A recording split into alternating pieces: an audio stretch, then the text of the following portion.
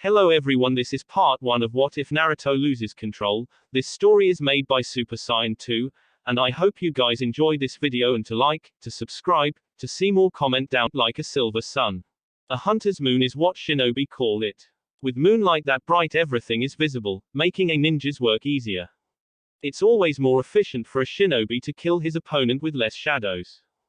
But tonight's hunter's moon brings no advantage or optimism, instead drains confidence and hope from the massive ninja force assembled in the forest. They can see every horror and destruction done to their beloved home. Trees over 100 feet high snapped like twigs, wildfires circling smoking craters in the ground, and large chunks of stone scattered through the forest broken from the great walls of the village of Konoha. And the bodies of friends and fellow shinobi scattered about like broken toys flung about by a spoiled child.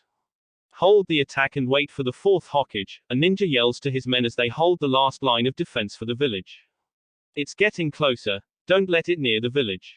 Desperately throwing shuriken is all these ninja can do to the beast before them. The sound of metal slices through the air as shuriken spin and kunai fly toward the demon. But there is no sign that their effort is hurting or slowing the great beast as the razor-sharp weapons bounce off huge orange fur. A normal beast would be no match for a Konoha shinobi, even the largest and strangest predators that can be found around ninja villages wouldn't stand a chance. But this beast is considered to be more a force of nature famous for destroying whole villages and nations. The nine-tailed fox demon is known throughout the ninja world as a legend, but everyone knows it's real. If you're lucky enough to see it and live to tell the tale, your proof is in the damage it leaves. Mountains shatter under the swing of its tails, the rubble of buildings and homes can be found in its massive footprints. Whole coastlines have been washed away in the tidal waves this beast causes, and whole valleys have been carved into the earth with fox fire. Every shinobi knows and fears the same will happen to their beloved home. Nothing has ever stopped the demon before, and collectively the shinobi hold on to the one and only desperate hope of stopping the beast. Only one person crosses their minds that can possibly save them now. After all, the fourth Hokage is a legend too, and he has accomplished many in the ninja world would have considered being impossible. Mastered legendary jutsu, ending a great ninja war, labeled retreat on sight by an enemy village, and created many unique jutsu unlike anything the shinobi world had ever seen. If anyone could face this demon, Konoha's Yellow Flash could do it.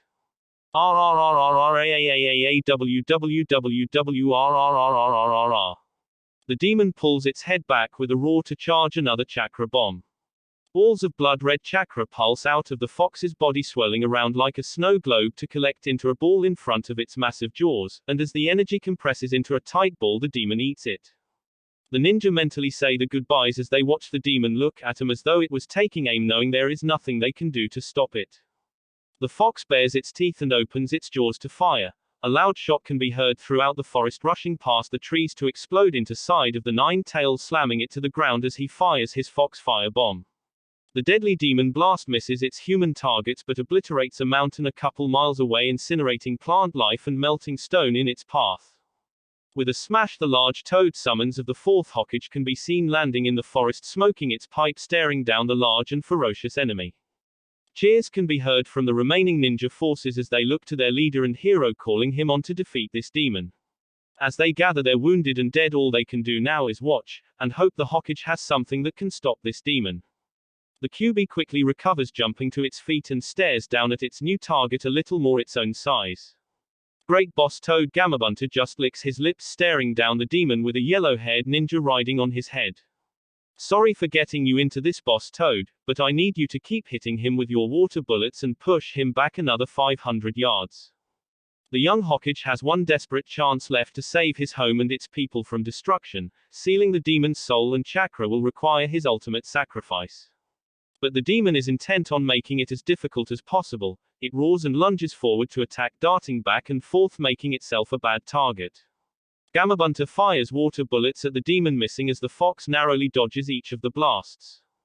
You're pretty fast, well try this on for size. Rapid multi-water bullet. The toad summons voice echoes through the forest as he jumps forward, firing water bullets like a machine gun. The fox tries to dodge, but each blast gets closer until two shots corner the demon and it jumps into the air to escape, only to get blasted repeatedly in the chest. A satisfied smirk spreads on Bunter's face as he watches the demon soar through the air from the strength of his attacks. With a great crash, the demon lands on its feet, roaring its great anger and rage at the boss summons, and as it prepares to lunge, a chain lashes out of the ground to wrap around the demon's throat. The fox growls out a startled bark and hisses in frustration as many more chains lash out and wrap themselves around the great kitsune, and as the last chain encircles its body, they all suddenly pull the demon to the ground, pinning the demon there. All the ninja can do is cheer and watch as the great monster is subdued by the Hokage, and the sounds of those cheers reach the young Hokage as he rushes through the air riding on top the massive toad's head. The happy cries gives him strength as he goes through the hand signs to perform his greatest and last jutsu ever, the Reaper Death Seal. As the Hokage reaches the last of the hand signs, he focuses his mind and says his own goodbyes. This is it, for those I love, for the village, for the people, this is it. I am so sorry, son, to give you this burden and this pain, but I believe in you, I love you.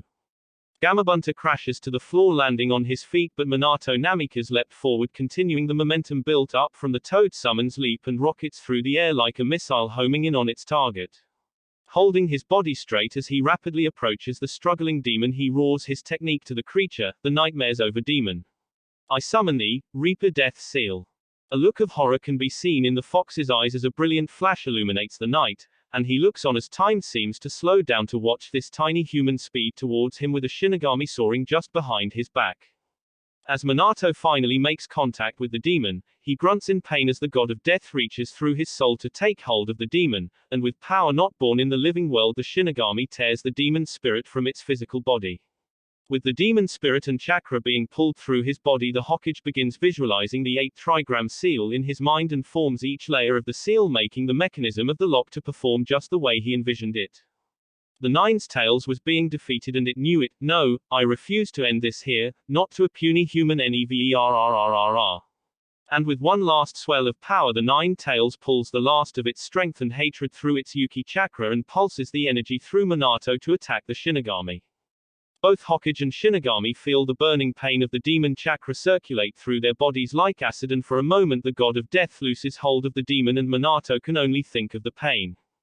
But conviction and duty returns to the Hokage's mind, and the love for all those he was trying to save flood his system like a cooling salve as he takes a powerful hold on his jutsu again.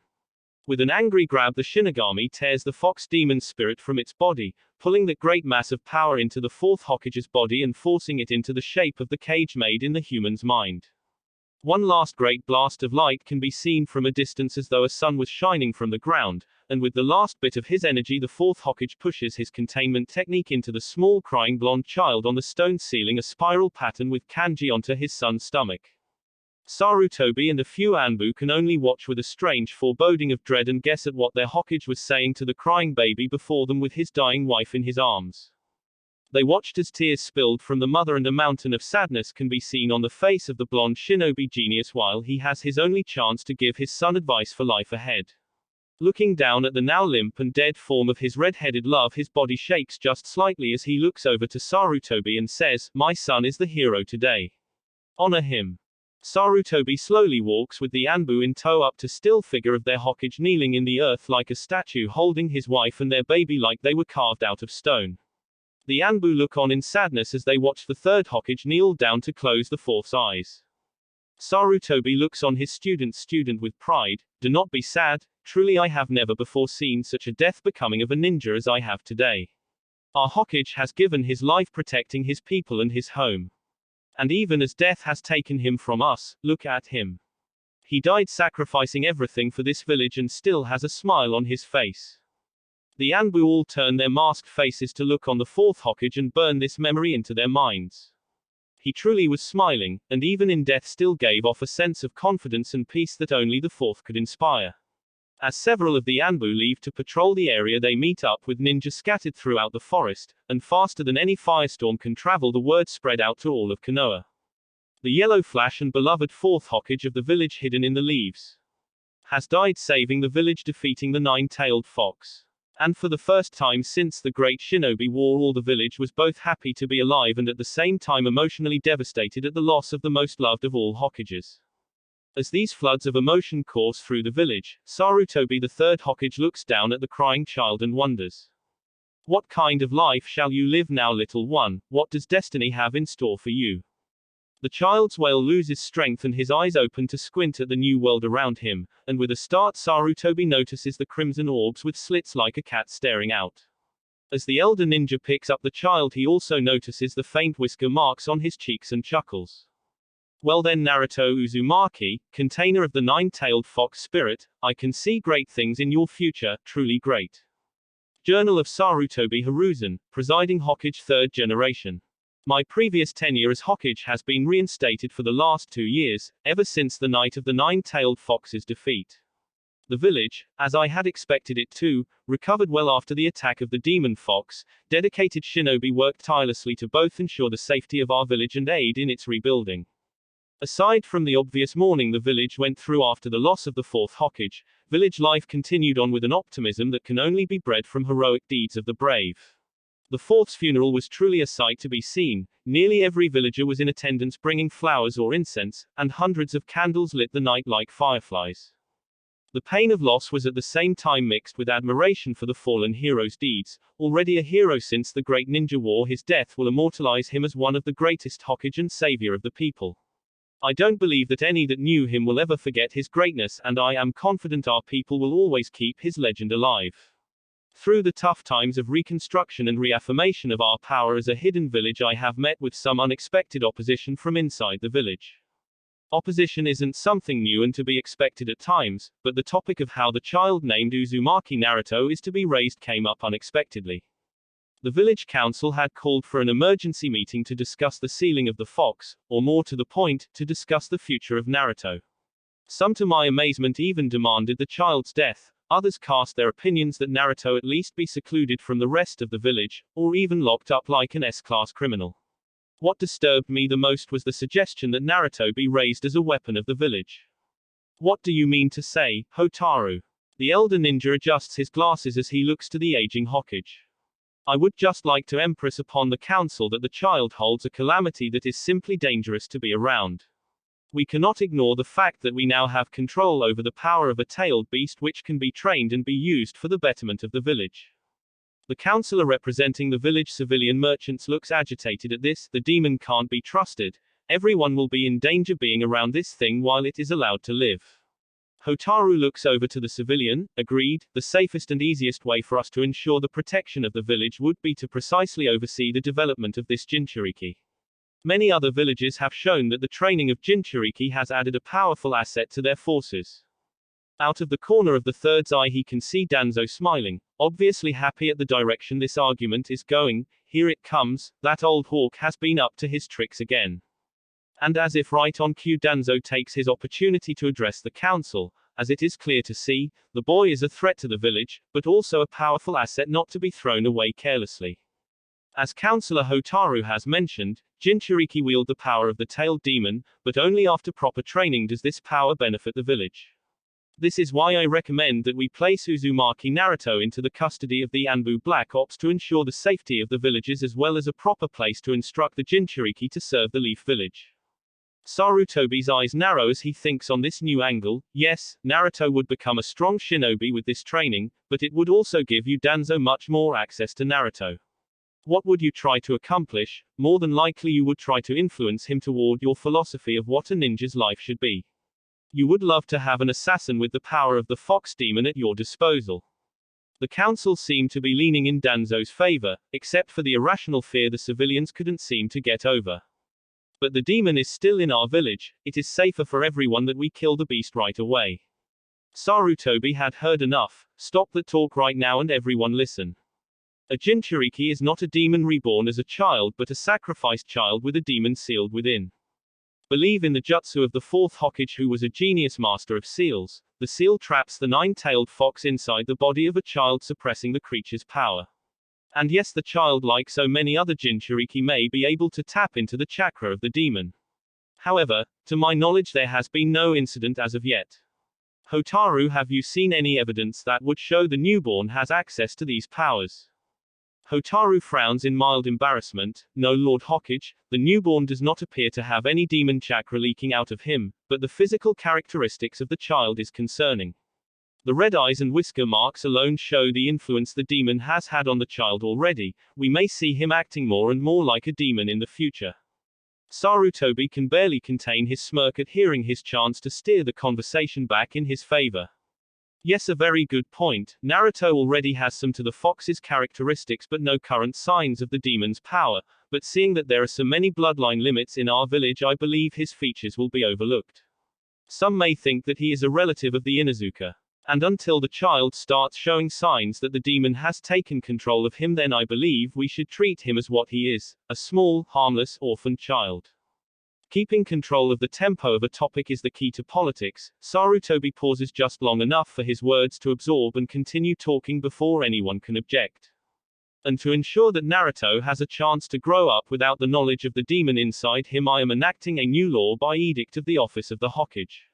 From this point in time, no one who has the knowledge of the nine-tailed fox sealed inside Naruto can speak this knowledge to Naruto or anyone his age. Even speaking of this secret shall be considered a capital offense. Gasps of surprise fill the room as counselors look at each other in shock at this declaration. Sarutobi has shown in the past that he will always listen and find a diplomatic solution, but he has also shown that he can get dead serious when it comes to his decisions as Hokage. And in the interest of village security and to ensure that no child hears of this secret, no person shall even speak of the sealing of the nine-tailed fox in public or private. The violation of this law and punishment shall be carried out by the Anbu Black Ops. I will be assigning this permanent mission to the Corps to ensure Naruto's safety and care under the authority of the Office of the Hokage. The matter was closed after I had made my decree. I could tell that no one would question my authority on the matter, and I know many were not happy. While the council and especially the civilians would have sided with Danzo with any decision to control Naruto, no one has the authority to deny an executive decision. And with the Anbu under my command to look after Naruto's safety, it would be difficult for Danzo and the civilians to retaliate against the boy. But I now know that I must be careful what I do with Naruto politically. Too much support for the boy will bring dissent against me and the council will turn against my position as Hokage. It saddens me greatly to know that ignorance and fear will be Naruto's greatest enemy here at home. Village business continues on with budget issues being the most difficult. Maybe I can get more funds from the Fire Lord if I include several more Jonin to the Capital Operations Unit. He does complain that I use his mission lists to train my Chunin and Genin. Such allegations would look very bad for a Hokage's decision making if not for my absolute faith in the ninja selected for each mission. Though to be honest, many of the feudal lord's requests can be taken care of by our ninja who need the training and life experience. The lord's wife alone pays consistently more Genin salaries than most D and C rank missions. Which reminds me, I have to go issue Genin teams their missions in 10 minutes and there is the perfect team on my mind that can benefit from chasing a cat today. 4 years have now passed since the sealing of the Nine Tails and much has happened. Our village continued to have bad diplomatic relations with the village hidden in the clouds. The worst incident to note was the false peace agreement between Cloud and Leaf. A well-respected Jonin of the Cloud was sent to negotiate and sign the agreement, but he used the summit to gain access to the Hyuga compound and kidnap Hyashi's daughter. Luckily the child wasn't taken, but of course the Cloud decided to use the incident to cause trouble over the death of the kidnapper without taking any accountability for the attempted kidnapping. By threatening open conflict they demanded the body of Hyashi. A life for a life is an age-old ninja diplomacy tactic designed to even the odds between forces. The intentions of the hidden Cloud to steal bloodline limits from the families of our village are very clear and all encounters with them in the future will be strained for certain. Another issue that has caused me some headaches has been finding suitable living situation for Uzumaki Naruto. I was surprised that not one family volunteered to adopt the child, and even the orphanage has given me issues with caring for the boy. Lord Hokage, please I'm begging you to take Uzumaki out of here. The pleading face of the Konoha Med Corps nurse was a familiar sight greeting him at the entrance to the local orphanage. The Leaf Village Orphanage had been a necessary addition in the early years of the village. After all, in a village full of ninja it is expected that there are going to be a few orphan children whose parents were killed in action. The children were well taken care of, looked after by the most compassionate of our medical ninja and teachers. Tell me Saki, what has Naruto done this time? He got into another fight with the other boys. The children were all playing outside and Naruto stole the ball everyone was using and he popped it. Some of the boys did start the fight but Naruto bit some of them and broke little Naoto's nose, then proceeded to severely beat and claw Ryu and Takahiro with those nails of his. The children have always been afraid of Naruto, but now, some children are so terrified they can't sleep at night with nightmares of a child their own age. This is not good at all, Saki. The last time I had a talk with Naruto obviously didn't go as well as I had hoped. But what would you have me do? There is no other place for me to put the boy. No one will adopt him and he is simply too young to live on his own. But Lord Hokage, you and I both know that Naruto is more developed than most children his age.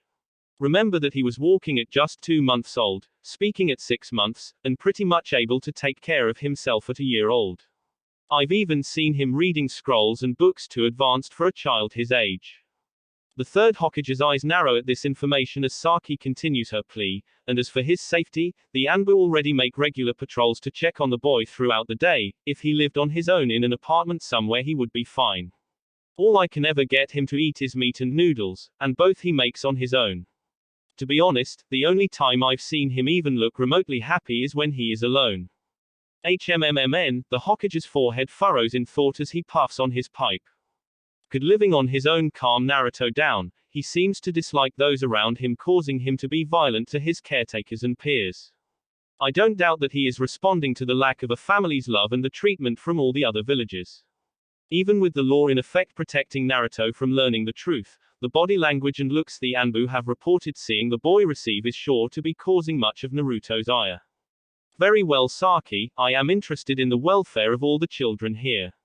The children are obviously unable to progress while in fear of Naruto, and Naruto isn't going to learn to get along with people if he is attacking them all the time. Well, at least until he is old enough to go to the academy. A quick gasp escapes Saki's lips. You mean you're going to let him become a ninja? Sarutobi notices an intense fear widen in her eyes. The boy is more like a wild animal than a human. It would be insane to purposely make him more dangerous. Well, you know very well that we never turn away anyone, especially orphans who want to attend the ninja academy, and it just may be in Naruto's blood to become a ninja. The Hokage takes another pull off his pipe and turns to Saki. I will take Naruto now, and I will send someone for his clothes and things later. Please go and get him, Saki.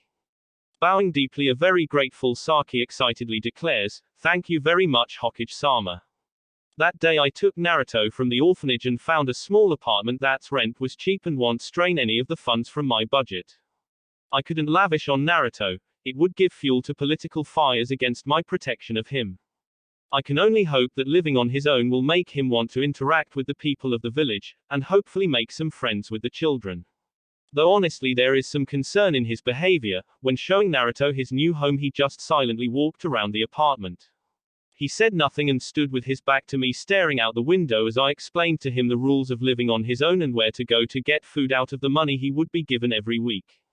Out of all the people in Naruto's life, I am the only constant person who has been around him from the beginning. However, despite my presence, Naruto has shown no affection for me or anyone.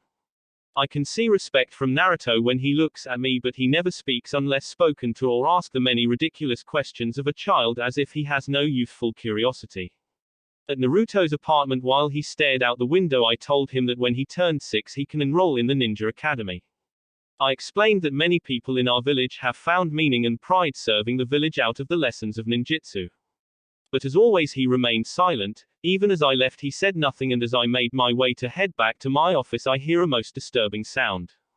It wasn't like anything I have heard before, like a shriek and a roar combined.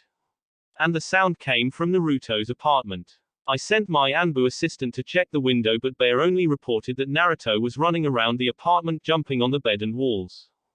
I was finally glad to see some emotional reaction, but whether or not it is a positive one is yet to come to surface.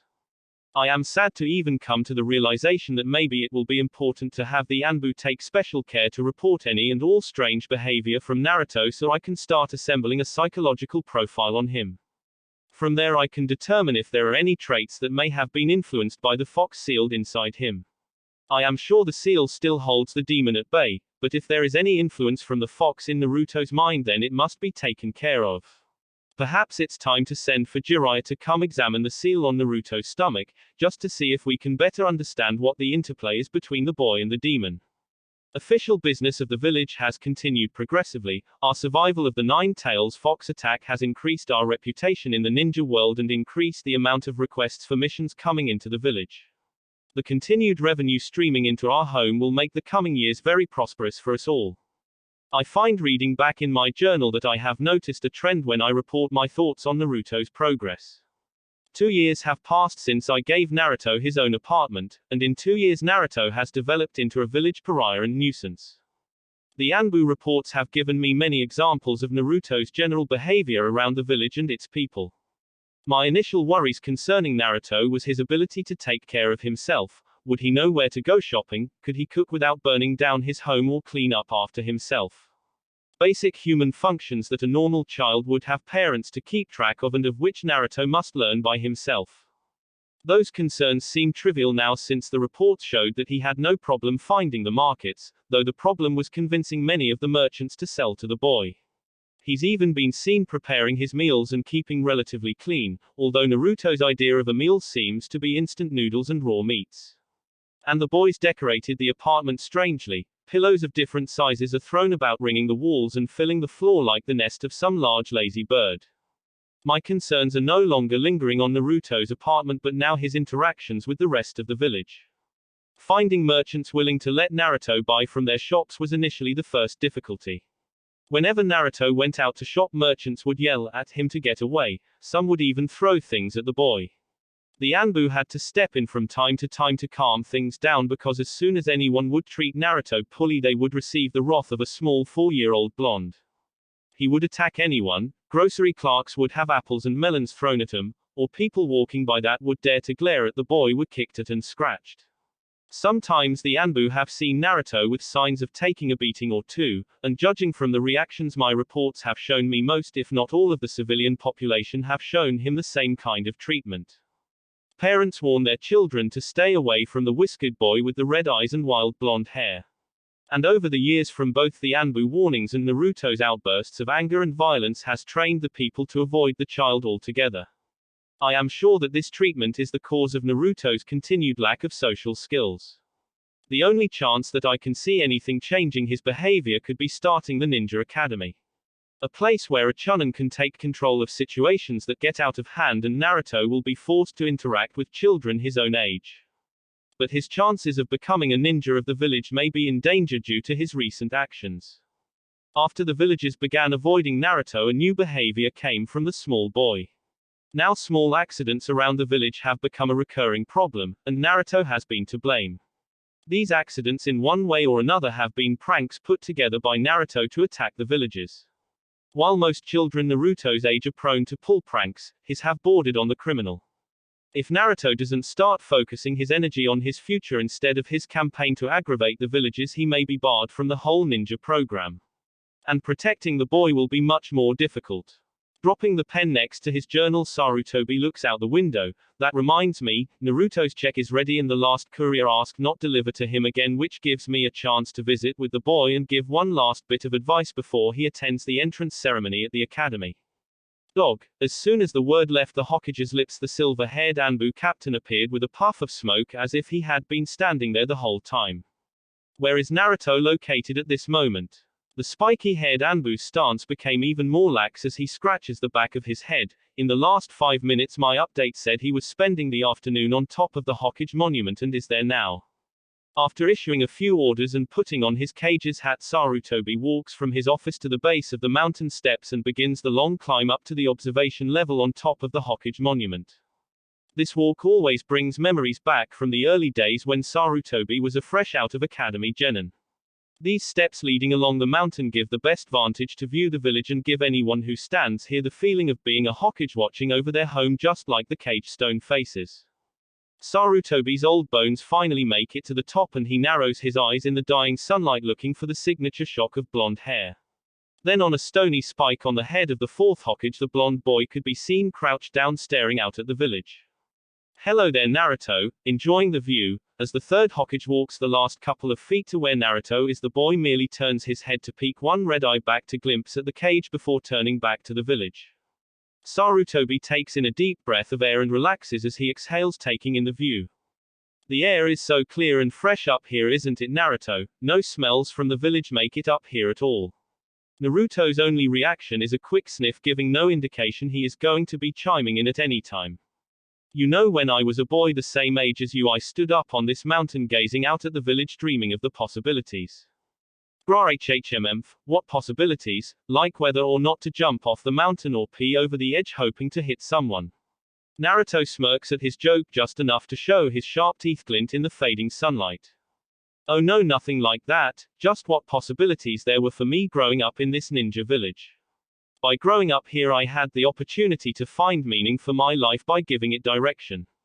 Naruto rises to his feet, standing straight, but continues to stare out at the village as the Hokage continues to speak. The Hokage gave me inspiration to really push myself through my studies and hard work to becoming a ninja. I dreamed of the great deeds and heroic adventures that many ninja from this village told, and I knew that was the path my life would follow.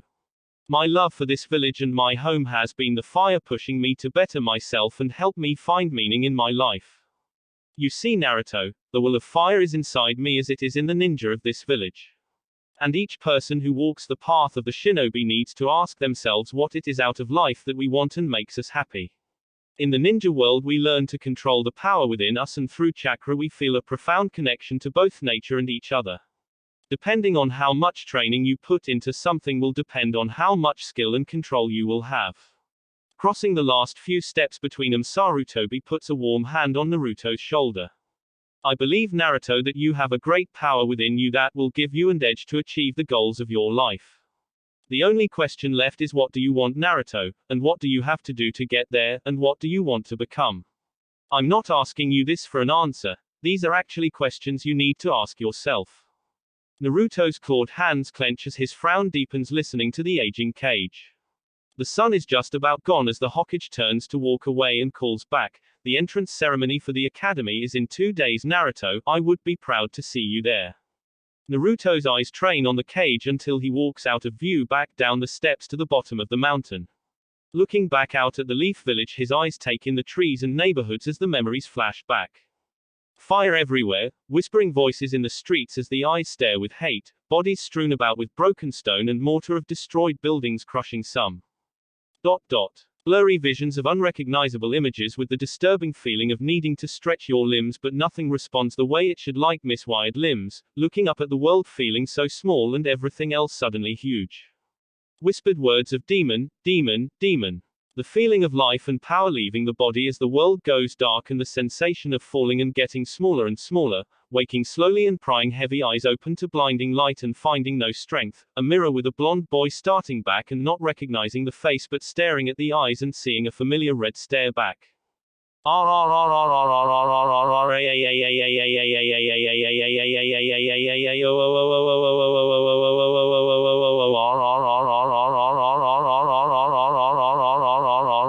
The scream echoes out and dies before reaching the village. The rage can be seen shaking its way through Naruto's body, and if his thoughts could be heard, then they would thunder as loud as his scream. Damn you to the deepest pits of hell, human filth. If only I could control my chakra, I would kill you and all these worthless people, then wipe this pathetic village off the face of this world. This existence is an insult to what I am. I am a demon lord and the strongest of all tailed demons. Now what am I? Trapped in the body of some lowly, weak little human piece of trash that doesn't even have the strength to escape this place. I don't understand what has happened to my power. I know that the seal on this stomach contains my chakra and spirit. The fourth Hokage's jutsu would have trapped me just like inside Kushina, but now it's different. My mind is free and the human's body is mine to command like it was my own. No, not like me own at all. I remember having to relearn everything and how damn frustrating that was. Opening my eyes to find that I was a human infant with all those foul humans touching me. I couldn't lash out with my tails, or clamp down with my jaws, I have neither. Naruto's rage becomes too much and he lunges out, slashing at the stone likeness of the fourth Hokage's hair. The claws on Naruto's hands rake through the stone for an inch before cracking and splitting several claws down the middle, spilling blood. Holding his hand to his face, Naruto stares as the blood falls. Still so weak, these boulders would have been dust under my paws. I must find a way to escape this prison, but how? At least being sealed inside a human would have given me the chance to push my will through my chakra.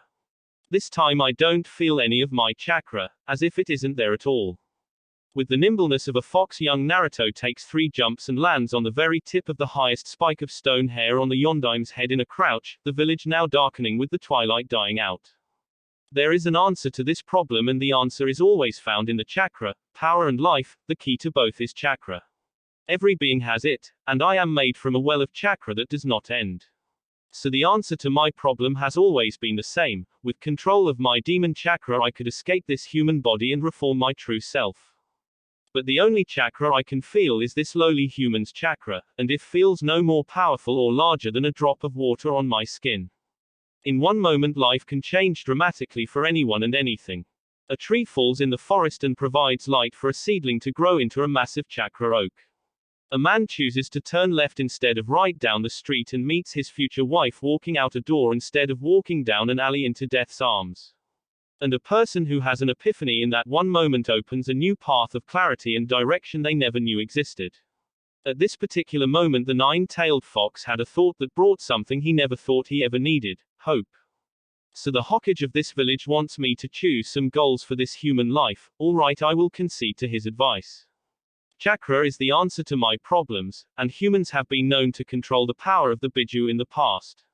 So third Hokage, you ask me what I want to escape this pathetic human existence. What do I have to do to get that goal? The only way to learn to control my chakra is going to have to be the human way through the Ninja Academy.